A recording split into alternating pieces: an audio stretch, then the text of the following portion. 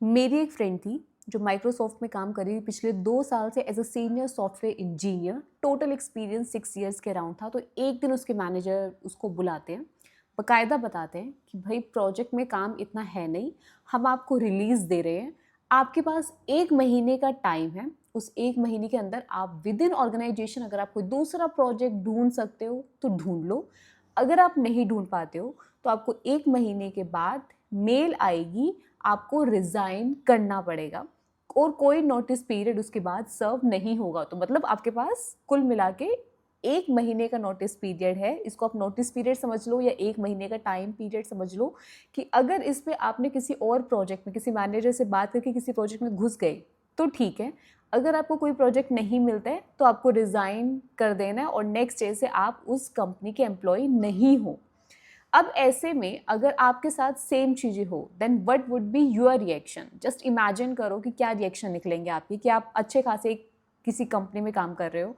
ऐसे भी नहीं कि आपने कंपनी को नया नया ज्वाइन किया है, 2-3 साल हो चुके हो और एकदम से अचानक से आपके मैनेजर आपको बोलता है कि भाई आपके पास मेल आने वाली है नेक्स्ट 1 मंथ के अराउंड और आपको रिज़ाइन करना पड़ेगा उसे नेक्स्ट डे से, कोई नोटिस पीरियड आपका सर्व नहीं होगा।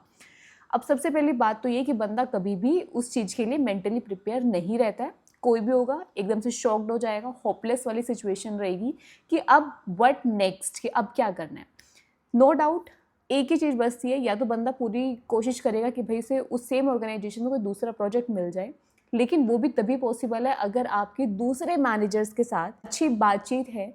इसीलिए बोला जाता है कि हमेशा जब भी आप किसी कंपनी में काम कर रहे हो तो अपना नेटवर्क बहुत बड़ा गेम प्ले करता है कि आपका नेटवर्क कैसा है। नेटवर्क स्ट्रॉन्ग होना बहुत ज़रूरी है क्योंकि कहीं ना कहीं किसी ना किसी पॉइंट पर वो काफ़ी हेल्पफुल रहता है। एंड वन मोर थिंग, उस प्रोजेक्ट में उसी का जैसा काम करते हुए 2-3 डेवलपर और थे, लेकिन उन लोगों को नहीं बोला गया क्योंकि वो उस कंपनी में पहले से ही पिछले 7-8 साल से उसी कंपनी में काम कर रहे हैं और नो डाउट उनका पैकेज इससे काफ़ी कम है। तो यहाँ पर क्या सीखने को मिला कि भाई जिसका हाई पैकेज रहता है, जो कंपनी में पिछले सिर्फ 2-3 साल से काम कर रहे हैं, वो हाई रिस्क में रहते हैं कंपेयर अगर हम करें उन बंदों से जिनका पैकेज कम है और सेम आपके जैसा काम वो कर रहे हैं। अब यहाँ पे रीज़न और सॉल्यूशन की अगर हम बात करें तो रीजंस बहुत सारे हो सकते हैं कि कंपनी अगर आपको रिलीज़ कर रही है या बंदों को फायर कर रही है, तो उसके बहुत सारे रीज़न हो सकते हैं जिसके लिए मैंने एक बकायदा प्रॉपर वीडियो बनाई थी। आप चाहो तो उसको चेकआउट कर सकते हो। लेकिन अब बात करते हैं सॉल्यूशन की। सॉल्यूशन क्या है? सॉल्यूशन एक ही है, हर रोज़ आपको आधा घंटा सेल्फ स्टडी करनी है। कोई भी एक टॉपिक पिक कर लो अपने रोल के अकॉर्डिंग, मार्केट के अकॉर्डिंग, और उसको स्टडी करो। इससे क्या होगा, कभी भी कोई ऐसी वर्स्ट सिचुएशन हुई तो आप कहीं ना कहीं काफ़ी हद तक आपकी प्रिपरेशन रहेगी, आपको एकदम से धक्का नहीं लगेगा और ऐसा नहीं होगा कि अब आपको स्टार्टिंग से प्रिपरेशन शुरू करनी पड़ेगी। काफ़ी हद तक आपके कॉन्सेप्ट क्लियर रहेंगे, आप मार्केट के अकॉर्डिंग आपको काफ़ी सारी चीज़ें आती होंगी।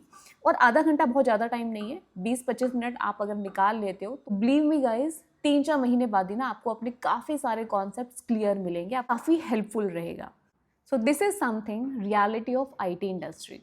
अच्छा, यहाँ पर जिनका एक्सपीरियंस 2 ईयर से लेके 8-9 ईयर्स तक होता है उनके पास अच्छी खासी अपॉर्चुनिटी है। भाई शुरू में जब आपने एज अ फ्रेशर कोई कंपनी को ज्वाइन किया है तो कोशिश करो कि स्टार्टिंग के 2 साल या 3 साल आप एक कंपनी में टिक जाओ। जैसे आपके 2-2.5 साल हुए, 3 साल के राउंड हुए, उसके बाद जब तक आपका 9 ईयर या 10 ईयर्स नहीं हो जाते, भाई आपके पास ढेरों अपॉर्चुनिटीज़ मिलेंगी, बहुत अपॉर्चुनिटीज़ मिलेगी। तो कभी भी अगर ऐसी सिचुएशन भी आती है कि आपको कंपनी रिलीज़ कर रही है, आपको निकाल रही है, तो घबराओ मत, अपने कॉन्सेप्ट थोड़े क्लियर रखो, लेकिन आपके पास बहुत सारी अपॉर्चुनिटीज़ आपको मिल जाएंगी और अच्छा खासा पैकेज भी आप निकाल पाओगे।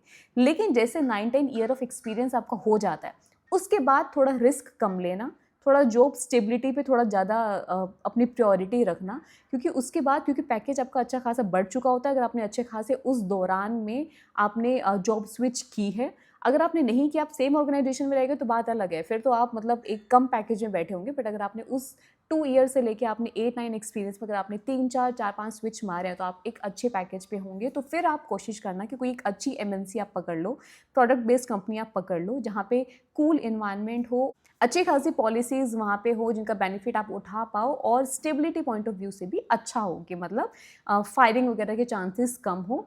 ऐसी कंपनी पकड़ो और फिर आप टिक जाओ, फिर ज़्यादा आप स्विचिंग के बारे में ना सोचो और उस कंपनी में ही फिर जितना आप काम कर सकते हो उतना करके दिखाओ, और अलग से बहुत सारी अलग अपॉर्चुनिटी आप उस कंपनी से देन बाद में निकाल सकते हो, जैसे कि ऑन साइट अपॉर्चुनिटी होती है, या फिर अच्छा खासा वहाँ पर भी आप बाद में अगर आप 10 या 15-20% पे अगर आप हाइक लेते रहोगे तो दैन टाइम पे सफिशिएंट होगा। बट आपको उससे अलग ढेरों opportunity, specially on site opportunity आपको काफ़ी मिल सकती है, चाहे वो बिजनेस वीज़ा से जा रहे हो, चाहे आप लॉन्ग टर्म अपॉर्चुनिटी से जा रहे हो। तो अगर आपकी वो आप ट्रेवल करना चाहते हो या आपका ऐसा कुछ सच प्लान है, देन उस पर ही आप फोकस करना, लेकिन जॉब स्विच के बारे में थोड़ा सा इसको कम कर लेना। एक कंपनी को मतलब पकड़ के उस टाइम पे बैठने की नीड है। तो आज की वीडियो करते हैं यहीं पे खत्म। इसके साथ ही मिलेंगे नेक्स्ट वीडियो में कुछ नई इन्फॉर्मेशन के साथ।